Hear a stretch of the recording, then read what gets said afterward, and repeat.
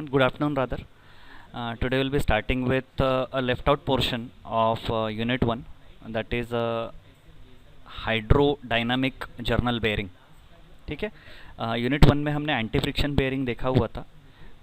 Anti friction bearing were rolling contact type of bearings, जो हमने ball bearing बोली हुई है, जो हमने डिज़ाइन सीखी जिसकी, those were rolling contact type of bearing.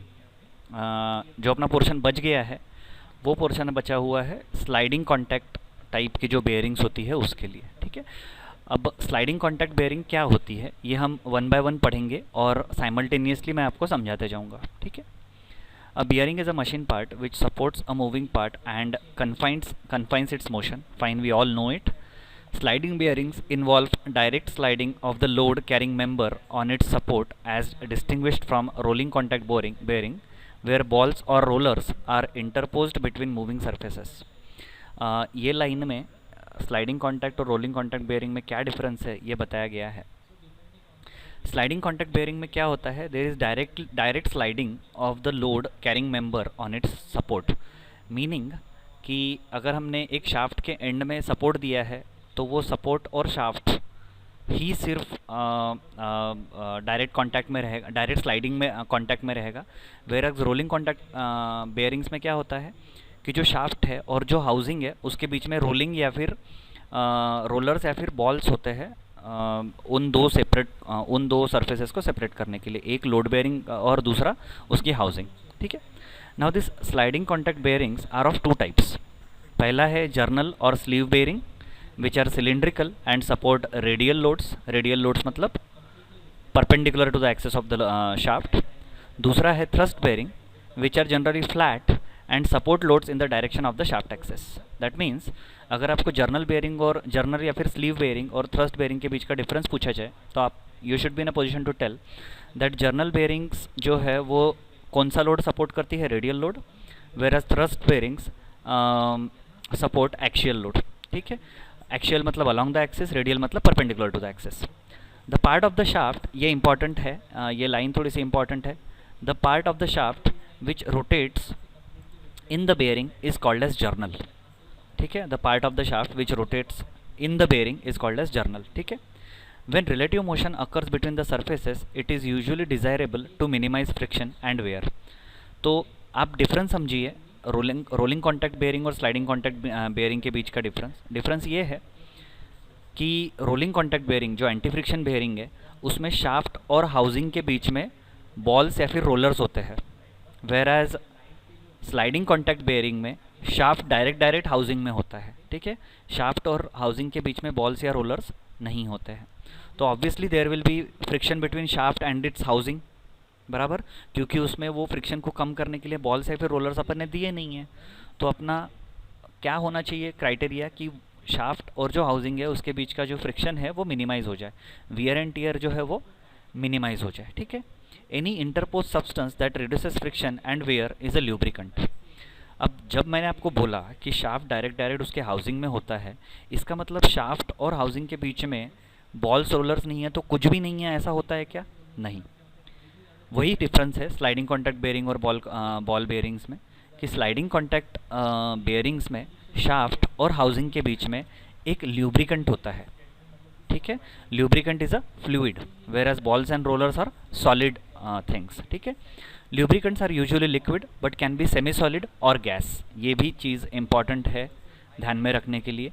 Lubricants जो है यूजुअली लिक्विड होते हैं बट सेमी सॉलिड भी रह सकते हैं और pressurised air which is a gas can also be used as lubricant. ठीक है. काई में स्लाइडिंग कॉन्टैक्ट बेयरिंग में.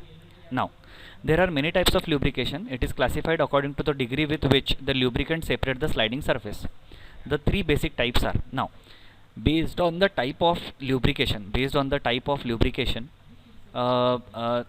these the basic three types are hydrodynamic और थिक फिल्म और फ्लूइड फिल्म ल्यूब्रिकेशन, जो अपने काम का है हाइड्रोडायनामिक ल्यूब्रिकेशन. दूसरा है मिक्स्ड फिल्म ल्यूब्रिकेशन और तीसरा है बाउंड्री लेयर और थिन फिल्म ल्यूब्रिकेशन. ठीक है. जैसे कि नाम से पता चलता है हाइड्रोडायनामिक मतलब थिक फिल्म होता है, बाउंड्री मतलब थिन फिल्म होता है. नाम से समझ जाता है हम मिक्स फिल्म ल्यूब्रिकेशन देखते हैं. Mixed film lubrication involves intermittent contact of surface peaks and partial hydrodynamic support. अब इसके लिए आपको हाइड्रोडायनामिक सपोर्ट क्या होता है वो पता करना ज़रूरी है, ठीक है। Now it involves a complete separation of the surface by the lubricant film. The load tending to bring the surfaces together is entirely supported by fluid pressure generated by the motion of the surfaces. Typical film thicknesses at the thinnest point are 0.008 to 0.020 mm and typical values of coefficient of friction are 0.002 to 0.01. ठीक है, ये चीज़ ध्यान में देना है. Now I will show you a figure which tells you how this hydrodynamic journal bearing works. This is the figure which tells you how this hydrodynamic journal bearing works. Now आप पहला figure पे ध्यान दीजिए. पहले figure में आपको ये housing दिख रहा है बाहर का, बराबर. वो हाउसिंग के बीच में एक शाफ्ट है, बराबर. वो हाउसिंग के बीच में एक शाफ्ट है और वो शाफ्ट के आजू बाजू आपको येलो कलर का ल्यूब्रिकेंट दिख रहा है, ठीक है. कंडीशन कैसी है, हाउसिंग है, हाउसिंग के बीच में एक शाफ्ट है और शाफ्ट के आजू बाजू आपका ल्यूब्रिकेंट है, ठीक है, येलो कलर का ल्यूब्रिकेंट है. शाफ्ट इज एट रेस्ट इस कंडीशन में. तो आप देख सकते हो शाफ्ट और जो हाउसिंग है उसका कांटेक्ट आ रहा है यहाँ पे, ठीक है. शाफ्ट और हाउसिंग का यहाँ पे कांटेक्ट आ रहा है. अब क्या होता है, धीरे धीरे ये जो शाफ्ट है ये घूमने लगता है. लेट अस से ये एंटी क्लॉकवाइज घूमने लग गया. अब एंटी क्लॉकवाइज जब ये घूमने लगता है तब क्या करता है, ये पीछे का जो ल्यूब्रिकेंट है ये इसके सामने आ जाएगा और सामने का ल्यूब्रिकेंट आगे आगे बढ़ता रहेगा, ठीक है. नाउ अब ये जो पीछे वाला ल्यूब्रिकेंट है ये जब इधर आने की कोशिश करेगा तो ये यहाँ से जाने की कोशिश करेगा और यहाँ से जब जाने की कोशिश करेगा तब ये इस शाफ्ट को ऊपर उठाएगा. और ये तीसरे फिगर में आप वही देख रहे हो, क्या हो रहा है बेसिकली, ये शाफ्ट घूम रहा है. ये शाफ्ट जिस डायरेक्शन में घूम रहा है उधर ल्यूब्रिकेंट का थिक फिल्म है, वेयर एज शाफ्ट और बेयरिंग के बीच में एक हल्का सा आपको ल्यूब्रिकेंट का लेयर दिखने लगता है, ठीक है. This type of lubrication is called as thick film lubrication और हाइड्रोडायनामिक ल्यूब्रिकेशन, ठीक है ना. और थिन फिल्म क्या होगा, थिन फिल्म में we will see to it later, ठीक है. मिक्स फिल्म में क्या होता है, इंटरमिटेंट कांटेक्ट होता है. हाइड्रोडायनामिक ल्यूब्रिकेशन में शाफ्ट और एक बार वो शाफ्ट घूमना चालू हो गया कि शाफ्ट और जो आपका हाउसिंग है उसके बीच में कांटेक्ट नहीं होगा. मिक्स फिल्म में क्या होता है, मिक्स फिल्म में इंटरमिटेंट कांटेक्ट होता है. Although it is hydrodynamic type but mixed film में बीच बीच में इंटरमिटेंटली वो कांटेक्ट करता है, क्या, शाफ्ट और आपका हाउसिंग, ठीक है. नाउ यहाँ पे क्या है, it involves continuous and extensive surface contact but the lubricant is continuously smeared over the surface and provides a continuously renewed absorbed surface film which reduces friction and wear.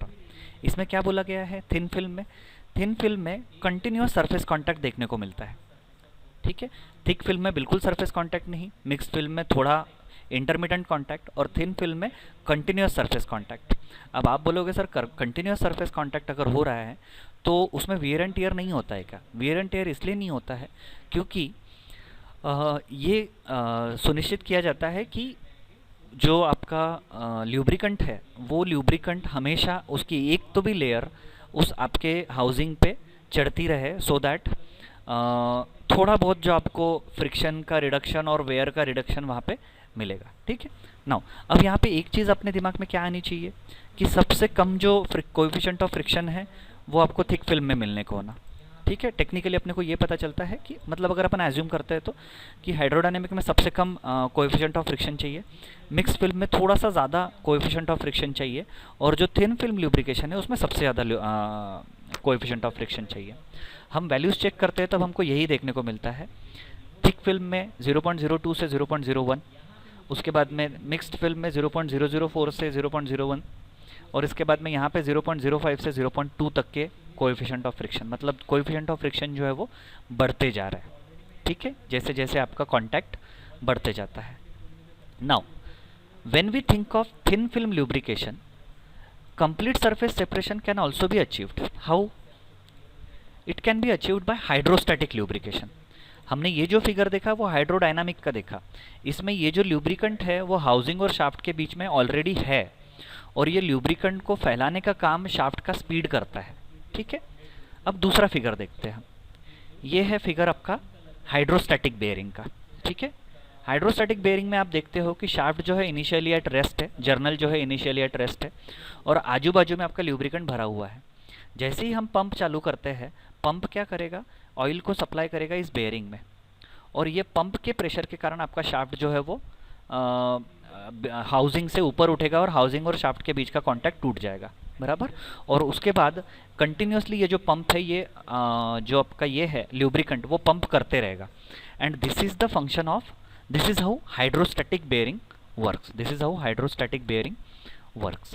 अब क्या लिखा हुआ है, this involves introducing a highly pressurised fluid as air, oil or water into the load bearing area. जैसे कि ये figure में आपको दिख रहा है, ये प्रेशराइज्ड ऑयल सप्लाई किया जाता है लोड बेयरिंग एरिया में, ठीक है। Since the fluid is pressurised by external means, full surface separation can be obtained irrespective of whether or not there is relative motion between the surfaces. What is the difference between hydrodynamic journal bearing and hydrostatic journal bearing? Hydrodynamic journal bearing को काम करने के लिए shaft का घूमना ज़रूरी होता है। जब शाफ्ट घूमेगा तब ये लेयर को कंप्रेस करेगा, ये लेयर को कंप्रेस करेगा, तभी जाके शाफ्ट और हाउसिंग के बीच में आपके ल्यूब्रिकेंट की लेयर आएगी। But in case of hydrostatic bearing, जो आपके सामने अभी फिगर है, वहाँ पे शाफ्ट घूमे नहीं घूमे फ़र्क नहीं पड़ता है, because there we employ a pump which forces oil into the bearing, ठीक है। तो this is the difference between hydrodynamic and hydrostatic journal bearing, ठीक है। Since the fluid is pressurised by external means, full surface separation can be obtained irrespective of whether or not there is relative motion between the surfaces, जो कि मैंने अभी बोला। The principal advantage is extremely low friction at all times. क्या advantage है hydrostatic journal bearing का, कि extremely low friction. But disadvantage क्या है, कॉस्ट और कॉम्प्लिकेशन। अब आप देख सकते हो, आप इजीली गेस कर सकते हो कि हाइड्रोडायनामिक बेयरिंग के कंपैरिजन में हाइड्रोस्टैटिक बेयरिंग में कोएफिशिएंट ऑफ फ्रिक्शन कम रहेगा। क्यों? क्योंकि हाइड्रोस्टैटिक बेयरिंग जब चालू होती है, तब जब इनिशियली जब शाफ्ट स्पीड अटेंड नहीं करता है, तब आपको शाफ्ट और हाउसिंग के बीच में कांटेक्ट देखने को मिलता है। वो कांटेक्ट तभी जाके टूटता है जब जाके इसको आप ये शाफ्ट जो है पूरी की पूरी स्पीड अटेंड कर लेता है। लेकिन हाइड्रोस्टैटिक में आपने क्या देखा कि शाफ्ट रेस्ट पर है, हमने यहाँ से ऑयल सप्लाई किया, शाफ्ट उठ गया प्रेशर की वजह से, और उसके बाद में शाफ्ट घूमने लग गया, तो शाफ्ट और हाउसिंग के बीच में कांटेक्ट होगा ही नहीं, ठीक है। और उसके वजह से हाइड्रोस्टैटिक ल्यूब्रिकेशन में सबसे कम कोएफिशिएंट ऑफ फ्रिक्शन देखा जाता है, ठीक है। अब वाइवा क्वेश्चन क्या बन सकता है कि टाइप्स ऑफ ल्यूब्रिकेशन बताओ और डिक्रीजिंग ऑर्डर ऑफ इसमें उसको आप प्लेस करो, decreasing order of coefficient of friction में। तो यू विल स्टार्ट विथ कि सर सबसे ज़्यादा थिन फिल्म ल्यूब्रिकेशन में कोएफिशिएंट ऑफ फ्रिक्शन होता है, उसके बाद में मिक्स्ड फिल्म ल्यूब्रिकेशन में ज़्यादा कोएफिशिएंट ऑफ फ्रिक्शन होता है, उसके बाद तीसरे नंबर पे थिक फिल्म ल्यूब्रिकेशन या फिर हाइड्रोडायनामिक ल्यूब्रिकेशन रहता है, और सबसे कम जो आपका कोएफिशिएंट ऑफ फ्रिक्शन है वो हाइड्रोस्टैटिक ल्यूब्रिकेशन में देखा जाता है, ठीक है। बट इसका डिसएडवांटेज क्या है हाइड्रोस्टैटिक ल्यूब्रिकेशन का, वो है आपका कॉस्ट और कॉम्प्लिकेसी ऑफ द डिज़ाइन, ठीक है। Now coming to the last paragraph, the most desirable type of lubrication is obviously thick film और हाइड्रोडायनामिक ल्यूब्रिकेशन। क्यों? क्योंकि इसमें कोएफिशिएंट ऑफ फ्रिक्शन ना के बराबर है और आपको कॉस्ट और कॉम्प्लिकेशन जैसे डिसएडवांटेज भी वहाँ पे नहीं है, ठीक है। इसलिए हम जो पढ़ने वाले हैं अगले सेक्शन में, या फिर हम जो डिज़ाइन पढ़ने वाले हैं, that design will be of hydrodynamic lubrication. कौन सा अपन पढ़ने वाले हैं? Hydrodynamic lubrication. Now you will tell me कि सर हेडिंग तो हाइड्रोडायनामिक जर्नल बेयरिंग है, तो हाइड्रोडायनामिक ल्यूब्रिकेशन क्यों पढ़ रहे हैं? Yes, the bearing which employs hydrodynamic lubrication, the bearing which employs hydrodynamic lubrication is called as hydrodynamic journal bearing. I will repeat again, the bearing which employs hydrodynamic lubrication is called as hydrodynamic journal bearing, which is a sliding contact type of bearing. Journal bearings are sliding contact type of bearings, ठीक है। Now let us talk more about hydrodynamic lubrication. The three basic parameters which affect the type of lubrication and the resulting coefficient of friction is as shown in the figure below, ठीक है। These three basic parameters are combined into a single variable z into n divided by p, which is called as bearing modulus. Which is called as bearing modulus. ये चीज़ important है, आपको ध्यान में रखना है, ठीक है। Zn/P, ठीक है। Z क्या है? एब्सोल्यूट विस्कोसिटी, यूनिट क्या है? Mega pascal second. N है जर्नल स्पीड, RPS में हाईलाइट कर रहा हूँ, यूनिट्स को हाईलाइट कर देता हूँ मैं आपके लिए, mega pascal second. Z speed of journal, RPS। P is unit load on the projected area, P is unit load on the projected area, ठीक है। अब ये जो तीन वेरिएबल्स है, इनको एक मॉड्यूलस में कन्वर्ट किया गया है, वो है Zn/P, वो है Zn/P, which is called as bearing modulus. Now here is a graph of coefficient of friction versus bearing modulus. काय का ग्राफ है ये? Coefficient of friction versus bearing modulus. आप देखो Zn/P की वैल्यू जब कम होती है तब कोएफिशिएंट ऑफ फ्रिक्शन ज़्यादा होता है। थिन फिल्म ल्यूब्रिकेशन में कोएफिशिएंट ऑफ फ्रिक्शन ज़्यादा है। मिक्स्ड फिल्म ल्यूब्रिकेशन में Zn/P के हिसाब से आपका जो म्यू है वो गिरता जाता है, और जैसे ही हाइड्रोडायनामिक कंडीशन पे पहुंच जाता है वहाँ पे आप म्यू की वैल्यू आप देखोगे करस्पॉन्डिंग वैल्यू सबसे कम रहेगी। तो it is recommended that you operate this hydrodynamic bearing at this particular point, जहाँ पे फिलहाल मेरा कर्सर है, ठीक है। बिकॉज यहाँ पे Zn/P की वैल्यू ऐसी है जिससे आपका कोएफिशिएंट ऑफ फ्रिक्शन कम से कम मिले आपको, बराबर। आगे बढ़ते हैं। Now what is viscosity? Viscosity का इफेक्ट कैसे होता है? How does viscosity affect the functioning of the bearing? The higher the viscosity, the lower the rotating speed needed to float the journal at a given load. जितनी ज़्यादा viscosity उतना कम rotating speed लगेगा आपको ये shaft को float करवाने के लिए। बेसिकली आप यहाँ पे क्या हो रहा है देखो, फिर और एक बार मैं हाइड्रोडायनामिक एक्शन एक्सप्लेन करता हूँ आपको। एक शाफ्ट है, वो एक हाउसिंग में है, शाफ्ट और हाउसिंग में आपको ये ऑयल भरा हुआ है येलो कलर का, ठीक है, जिसको ल्यूब्रिकेंट बोलते हैं। शाफ्ट जो है वो घूम नहीं रहा है, लोड जो है वो रेडियली आउटवर्ड एक्ट कर रहा है, बराबर। ये रेडियल लोड है, एक्सियल लोड नहीं है ये। अब धीरे धीरे शाफ्ट घूमना चालू करता है एंटी क्लॉकवाइज डायरेक्शन में। जैसे एंटी क्लॉकवाइज डायरेक्शन में घूमना चालू करता है, वैसे ये शाफ्ट इस ल्यूब्रिकेंट को हाउसिंग और शाफ्ट के बीच में कंप्रेस करने की कोशिश करता है। जैसे ही ये कंप्रेस करने की कोशिश करता है, तो ये जो पीछे वाला जो आपका इधर वाला जो ल्यूब्रिकेंट है वो शाफ्ट और हाउसिंग के बीच में घुस जाता है बिकॉज ऑफ कंप्रेशन, बराबर। और उसके वजह से आपका शाफ्ट जो है वो बेयरिंग से उड़ जाता है, और जैसे ही आपका शाफ्ट फुल स्पीड पे घूमने लगता है, ये चीज़ इंश्योर हो जाती है कि आपके शाफ्ट और हाउसिंग के बीच में हमेशा एक ल्यूब्रिकेंट की परत बनी रहे, ठीक है। सो अब क्या होगा, ये फिगर में आप देख सकते हैं कि अगर इसका विस्कोसिटी ज़्यादा होगा तो ये कंप्रेस इजीली होगा, कंप्रेस इजीली होगा तो शाफ्ट और हाउसिंग के बीच में ये हमेशा बना रहेगा। इसलिए यहाँ पे ये स्टेटमेंट दी है कि the higher the viscosity the lower the rotating speed needed to float the journal at a given load, ठीक है। बट एक लिमिट के बाद अगर अपन विस्कोसिटी बढ़ाते हैं, एक लिमिट के बाद अगर विस्कोसिटी हम लोग बढ़ा देते हैं इस ऑयल की, तो क्या होगा? विस्कोसिटी के कारण ये शाफ्ट को रोकने की कोशिश करेगा, शाफ्ट जो घूम रहा है वो रोकने की कोशिश करेगा। मतलब एक लिमिट के बाद अगर अपन ल्यूब्रिकेंट की विस्कोसिटी बढ़ा देते हैं तो उसका कोएफिशिएंट ऑफ फ्रिक्शन बेसिकली कम होने की जगह पर बढ़ने लगेगा, और यही हम लोग इस फिगर में देखते हैं। आप देखो, एक लिमिट के बाद कोएफिशिएंट ऑफ फ्रिक्शन बढ़ने लगता है, बराबर। इसलिए अपन जो z वैल्यू है विस्कोसिटी वो एक लिमिट तक के ही बढ़ा सकते हैं, अपन यहाँ तक के बढ़ा सकते हैं। इसके आगे अगर आप बढ़ाओगे तो Zn/P बढ़ रहा है, मतलब क्या बढ़ रहा है? Z बढ़ रहा है। तो Z अगर बढ़ रहा है तो कोएफिशिएंट ऑफ फ्रिक्शन भी बढ़ते जा रहा है। अब रोटेटिंग स्पीड का क्या इफेक्ट देखने को मिल रहा है आपको? रोटेटिंग स्पीड का ये इफेक्ट है कि the higher the rotating speed the lower the viscosity needed to float the journal at a given load.